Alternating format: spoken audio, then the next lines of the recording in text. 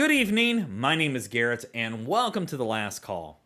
Tonight's final drink is from Knob Creek. This is their Kentucky Straight Rye Whiskey, coming in at a 50% ABV, at least 7 years old. So here in 2024, Knob Creek is kind of pulling out the stops.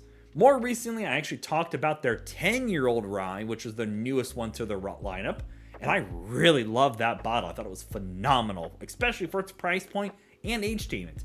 This was actually released a little prior to that to replace the non-age statement rye they've had on the shelf for a while. So again, big props to them. They're bringing back age statements versus taking them away, as a lot of your big brands are doing. So the little bit we do know, because unfortunately we don't know a mash bill for this, being that it's a straight rye, we know it's at least 51%, and a lot of people are assuming that's the case with this one because it's the just legal rye. So let's hop into the bottle itself and see how good this one turns out. And as always, make sure you like the video, subscribe to the channel, hang around for a bit, become a member if you'd like. I will be doing an A/B comparison between this and the standard Knob Creek rye specifically, and then the 10-year version of the rye whiskey as well. So look for those videos up above and down below, along with some reviews over Knob Creek's products. There's one bottle, and I think is it a double oaked rye I have? I don't typically do this on camera, so I apologize, but is that what this is? Twice barreled rye. Found this on a dusty shelf not too long ago. We're going to be taking a look at that. I'm excited. I'll save that for another day, though. Because, yeah, that one's an older one, from what I've been told. I was poking around on a shelf, and there it was. I was like, all right, well, you're coming home with me.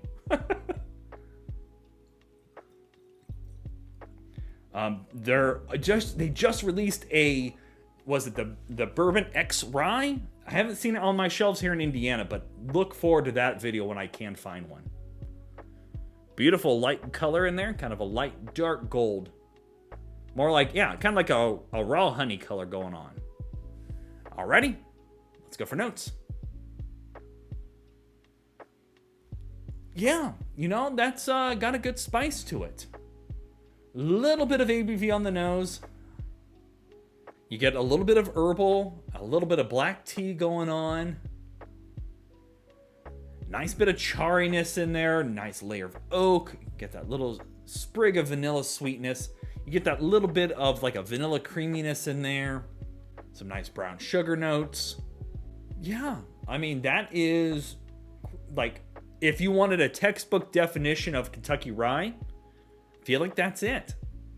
It's teetering close to like rye bread, but not fully there. And that's what makes me again think that this is just that legal rye. And not that that's a bad thing.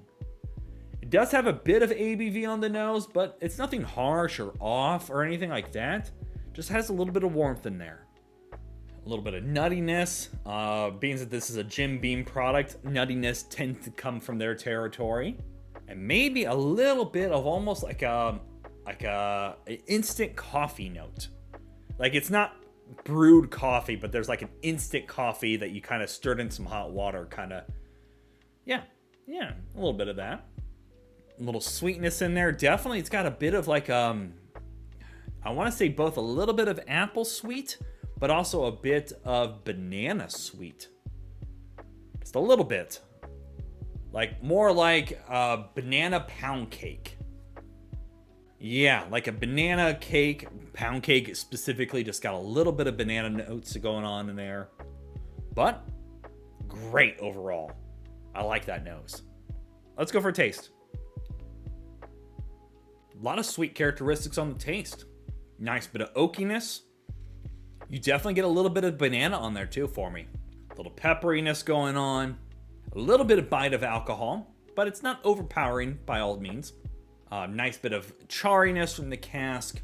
Nothing really negative you could say about it on the first sip. Just really approachable for a solid rye. Second sip here, find a little bit more of the spice characteristics. You get that little bit of like a cinnamon stick and clove. More rye grain breads going in here. And it lingers really well on the palate. The oiliness is just enough cling on it. I love that bit of coffee note that I'm finding in here. It's just a really approachable rye whiskey. This is like your bourbon drinker's rye. Like if you're a bourbon person, you're like, Garrett, I don't mind high ryes, but what's a good rye whiskey I can start off in to get more into rye?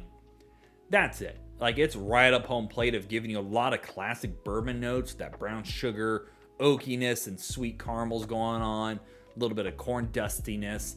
But then you're also getting that kind of herbal spiciness, but more like cinnamon stick and rye breads going on.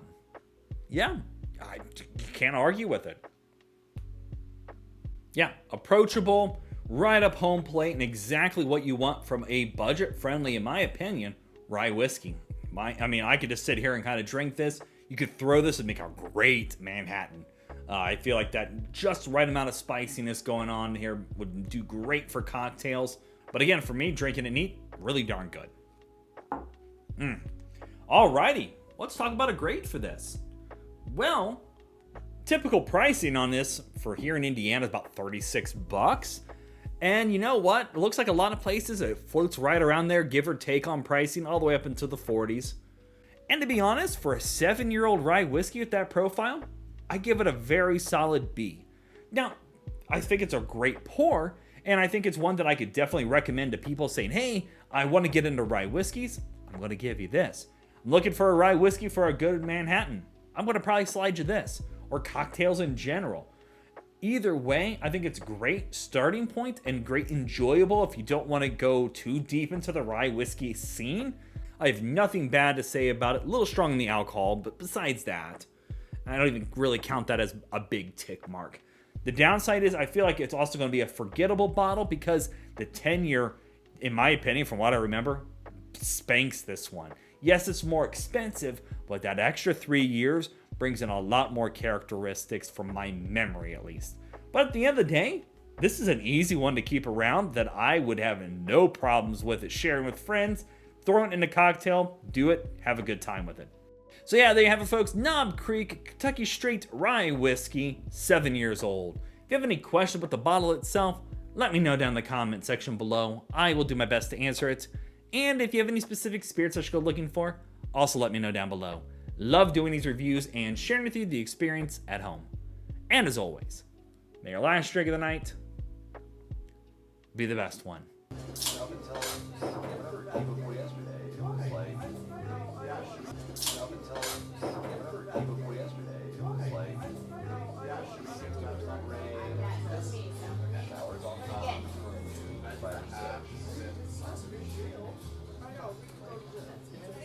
You know, and I even like it might